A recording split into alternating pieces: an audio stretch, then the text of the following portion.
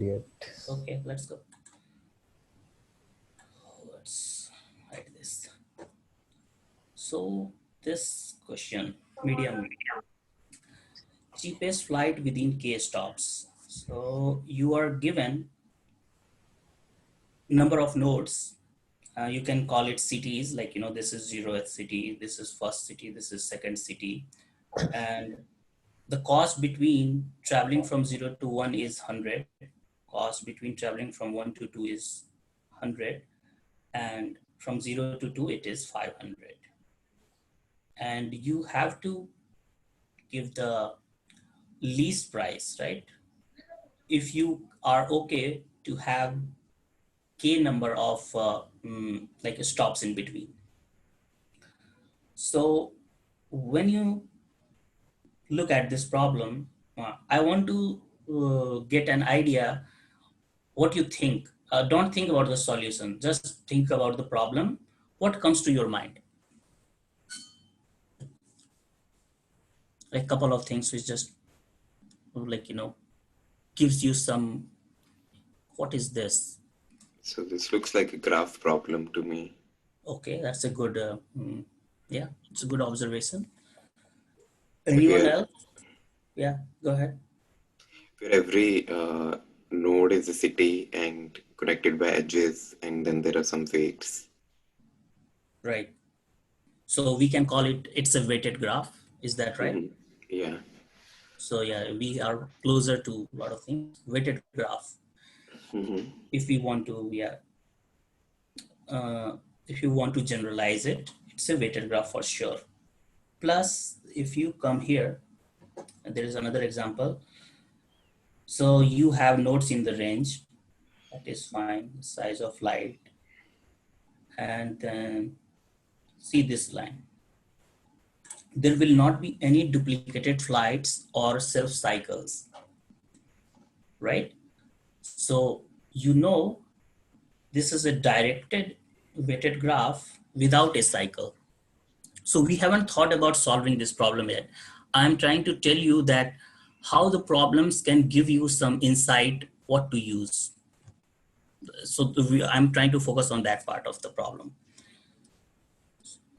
Another thing is, okay, weighted graph without cycle. Now what? Also, can I say that all the flights will be like, will have positive edges here? Because cost is not going to be negative, at least realistically. And it's also given in this example, by the way. The price of each flight is actually positive, right? Yep. So now we have a directed positive weight graph without a cycle. And we are trying to calculate like, least price, or you can say like in terms of graph, least cost from certain source to destination. Forget about K for now. So does that give you now directly a solution? If it doesn't, it's fine, because maybe it's possible you might have forgotten about it, or you might haven't thought about it yet, but you will, like, after this session, hopefully you will remember it. Anyone has any idea? Like, we have transformed this to a standard problem actually. You are given a graph, weighted graph, no cycles, positive edges. From a source to destination, we want to find the cost. I guess we could use Dijkstra's version. Yeah. Prims or Dijkstra, like where we want to find the shortest distance with Shortest path. Yeah. weight, based on the weight. Yeah, exactly. What does Dijkstra do? It does exactly the same thing. As long as you don't have a negative cycle, you can apply Dijkstra on weighted graph. I mean, that is the sole purpose of Dijkstra. Yeah, but So I guess the stopping criteria here is, that K which is given. there's a cap on the number of stops that the flight can take. Yes, right. That is true.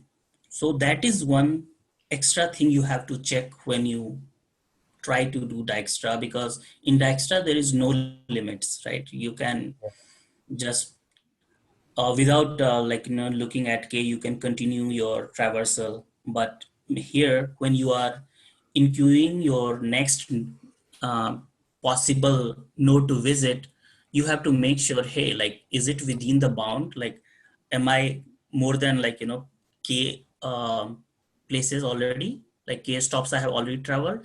If I have traveled, then it is not the right candidate for this problem. So Yeah. other than that extra check, it's standard Dijkstra problem. I mean, one way to solve it. I'm not saying this is the only way, but if you know Dijkstra, if you read it in this way, then it will tell you what you want to do. So on the approach side, does anyone has any problem? Or understanding the problem is itself, if you have any question, feel free to ask now.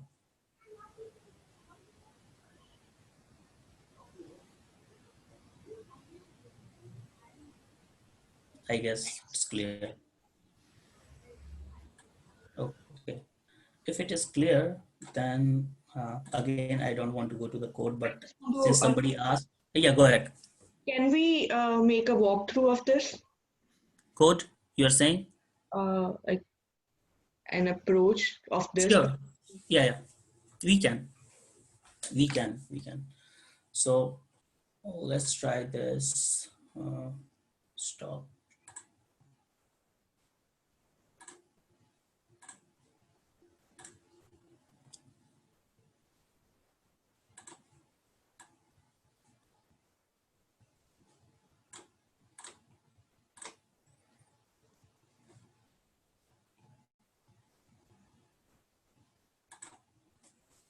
Okay.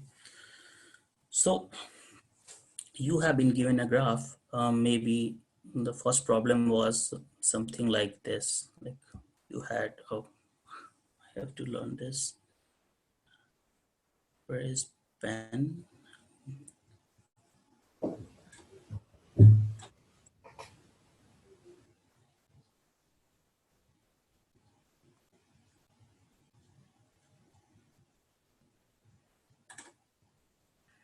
Does anyone know where is the pen? I have tried once, I again forgot.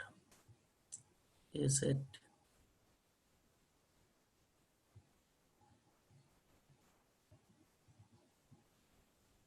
Oh, maybe this one. Yeah. So suppose this is how our graph used to look. So this was 0, this is 1, this is 2, weight was 100, 200, and 500. And this is the source. And this is the destination, right? We can have a value of k equal to 2. Okay, so we start if we are doing Dijkstra, we start at this node, 0th node, and we see all the neighbors of source where we can go to. So in the beginning, you will have something like this in your result. Like, so your 0, 1, 2, this will have value 0. I'm talking about a standard Dijkstra, not just particular to this problem. So then you can map to this solution. This will have infinity, this will have infinity. Now from 0, where can you go? Like if you look at its neighbor, and I'm assuming you have already built the adjacency matrix or graph for the representation. You know that you can go to 1 and 2 with some cost, and then you can go to 1 if with 100, right? Because it was 0 plus 100. If you want to go to 2, you will have this value 500, right? You can keep it in a priority queue, for example. So Dijkstra is using priority queue because it's like a greedy based algorithm that it will only choose uh, the value which has the least cost so far. So from 100, you can go to 2 with basically 200, which means price 300. It will add it into this queue. So this queue will have value 300 and 500 if you think we added it. So in the priority queue, 300 will be on top because it's a min heap. And we will check we are already at destination. So we will just exit the loop that, hey, we are already at destination. So don't check even this guy at all, even though we could have reached here uh, using 500 weight. Does that give you a brief overview, or if you want to explore any particular part, let me know. I can really. I got it. Yeah. Okay.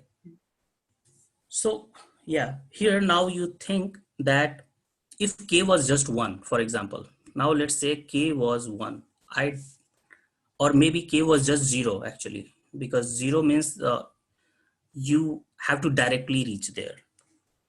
Then what would happen? You can go from 0 to 1 after paying price 100, 0 to 2 after paying price 500. That is fine. But when we are going to in queue its next candidate, we popped it from our queue, 100 was less, so we started adding its neighbor. We check, hey, my value is k equal to 0. So there's no point adding my neighbors because I have already used the maximum allowed stops. So actually pop it out and do nothing. You are done. So now 500 gets out. And then 500, it looks at, am I at the destination? Yes, if I am at destination, then I'm done. If not, then it would have chose its neighbor, which in this particular case, there is no neighbor. So that's it actually. So that is the, Uh, yeah, go yeah, ahead. Roger, one question. So Mhm. let's say if there exists another path from 1 to 0, right? Okay.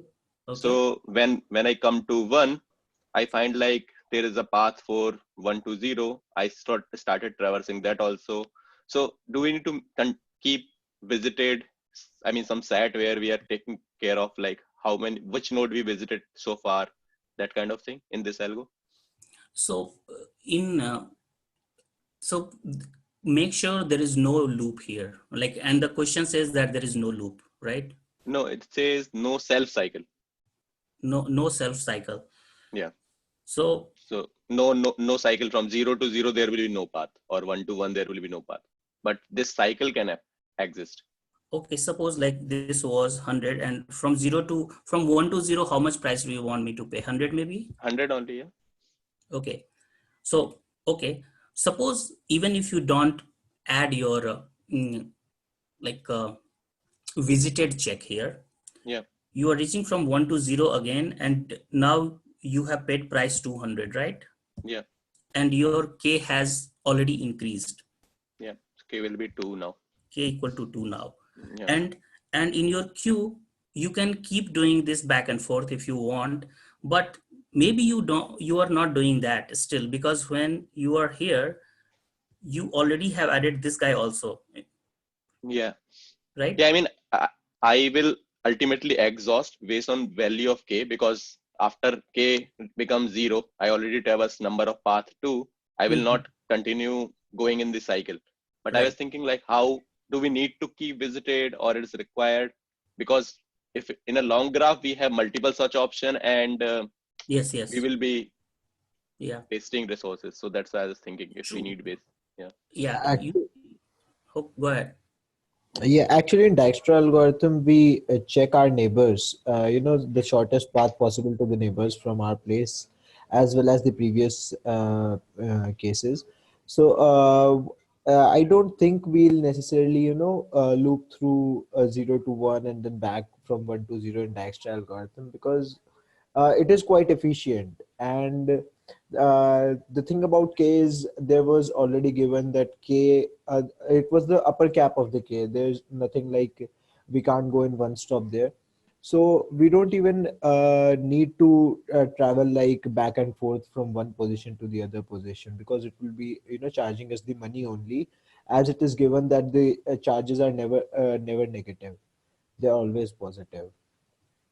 Yeah, he So was talking more about optimization, like you can always optimize if you know that you are at the same place multiple times, and you know that you are going to incur more cost, then maybe you don't even do that. For example, like like what's the problem with Dijkstra, by the way? Like we were talking about all these positive cases, like Mhm. uh, why not negative cycles are solved by Dijkstra? Maybe because that will lead to self loop, or sorry, not self loop, but that will go into an infinite loop, going from one position to the other again and again. No, but visited array would help me counter that. I don't know. Yeah. But we are So not considering visited array in Dijkstra, right? yeah, we are not considering that. Yeah. It will work without that, because the problem says that there is no Yeah. self loop, and also there is k is Too. Yeah. there. K will So exhaust. yeah, so anyway, like since we are talking about this, like let's understand a little bit more. So here, 1, 2, 3. This is my source, this is my destination, for example. What is the cost from source to destination? It's 6, right? Yeah. It's a linked list, simple linked list, which is a graph. Now, if there is a self loop, or call negative edge, like choose something here, like -4, for example. Then what is the cost from source to destination? If I choose to loop once, will be 6 minus 4, basically, right? 2. If I choose to do it one more time, this will become 2 minus 4 minus 2. Yeah. And Dijkstra will have no idea what is going on. Yeah. Yes. So you will continue to fall in this trap. So now the thing is what to do. Like maybe for this particular problem, there is not a problem. How do you solve, like if the problem is a different problem with negative edges? Yeah. Then visited thing will help us there. Or we can like in this case we go how many time, right? Let's say we go maximum we can go like k time. So we limit the number of edges we can traverse. Yeah, but sometimes you will have no k also, and then you will have no idea. So for that particular case, there are other algorithms. Like I'm just giving you a brief revision. Basically, there is a like Bellman-Ford algorithm. It detects that like negative edge it can handle. It detects negative loop. So if you are doing a single source shortest path algorithm, which Dijkstra is doing, and it has negative edge, you would probably choose Bellman-Ford algorithm. And if you are doing all pair shortest path, like from one place to all the other neighbors, and from from basically all neighbors to all nodes to all node, what is the least cost? Then there is Floyd-Warshall algorithm, which have higher time complexity, but it is totally based on dynamic programming approach. So you will choose that algorithm. So given you know that there is a graph, you have to also understand when would you apply which particular algorithm, what it is best suited for. Why I'm applying Dijkstra if Bellman-Ford is able to solve both the problems with negative edge and as well as this problem because of the time complexity. So just giving you an overview when to choose what. I can give this, I can share this after the like meeting so that you can, just put in your notes if you want. Yeah, sure. Yeah. Any other problem on this? Any other question?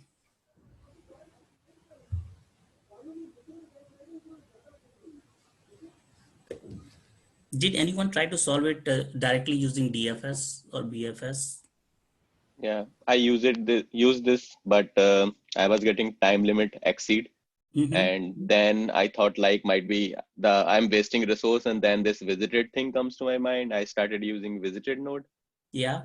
So then I got stuck in another problem because I was storing in set, so I'm not able to traverse all the nodes because my set contain all the elements, all the Mm-hmm. nodes.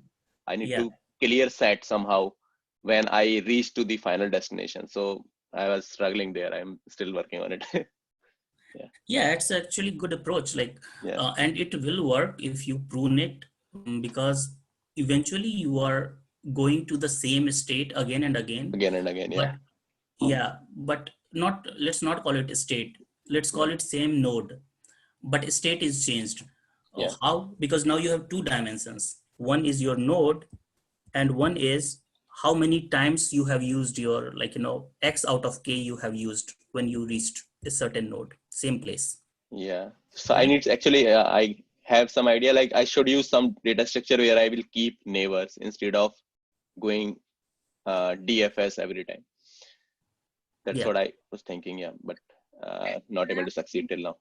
Actually, I have done using that BFS only, like uh, taking Yeah. that. So did you prune it? Maybe you might have to do some, like, Yeah, exhaust some searches, like you have to get rid of some candidates which will not give you a better result anyway, maybe. yeah, Or it will take more time, depends on how the problem is set. But it's good that, yeah, we talked about all these approaches. And by the way, just to complete this thing, I was thinking, so any regular graph is a weighted graph, right? My yep, handwriting is not good here, but here we can say, like, all these edge has equal weight. So when we see shortest path, BFS should come to our mind directly. Only difference between BFS and Dijkstra, or, like, these kind of problems, like, algo we discussed, is now the weight is not one. So if I was here, I have no worry. Like, if I reach here directly from here, I know I will pay price one, because every node has equal weight. Like, it's a uh, like nobody carries more weight. Like, it's like our voting system. Like, whether you are a PhD or if you have no knowledge, like, your vote is equal. Whether that is right or not, that's a different thing. But if this was 10, then, and if there was a, like, this kind of edge also, then we can reach faster. But then we would select this route if we are focusing on least cost. If we are trying to be more like, distance, like, I just don't care about cost because I'm too rich, I would still choose this one. So I have more, like, dimensions to worry about. So that's the way, like, we can think about it, and then we can probably move to the next question. I just wanted to show the similarity between BFS and Dijkstra, where they try to diverge actually. yeah. Okay, go to the last problem, or who, somebody wants to see the code? I can share the code later. So it's a standard Dijkstra algorithm, or actually there are a lot of solutions on Leetcode, so you can look there too. Okay, so no questions. Let's move to the